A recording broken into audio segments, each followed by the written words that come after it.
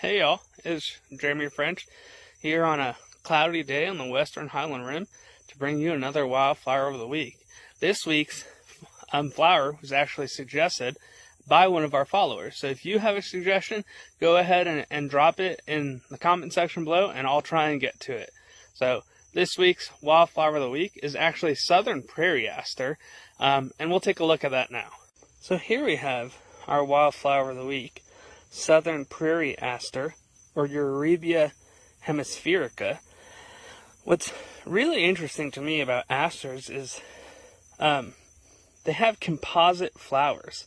So what that means is, see if I can keep it in focus here, all those purple things are not actually the flower, they're just petals surrounding the flowers. And the flowers are actually in that yellow center disc. If we take another look here, just look at these leaves here. They have really thin leaves. They're pretty hairy. I'm about to get rained on. And super interesting.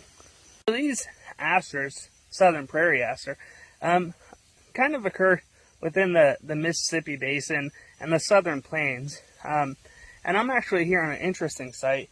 Fortunately, you can see we're right up against some encroachment, but on some public land where they've done some clearing, and it's looking really good. Now, these asters are a great late bloomer, and they provide a really important nectar source for pollinators in this late season. And if left to go to seed, they're also a great seed source for birds and wildlife as well. And now, that's super important because generally, as we get more into fall, we start losing some of our nectar sources for our pollinators.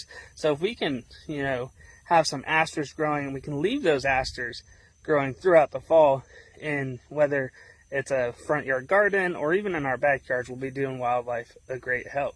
And that is your wildflower of the week, Southern Prairie Aster, or Eurybia hemispherica.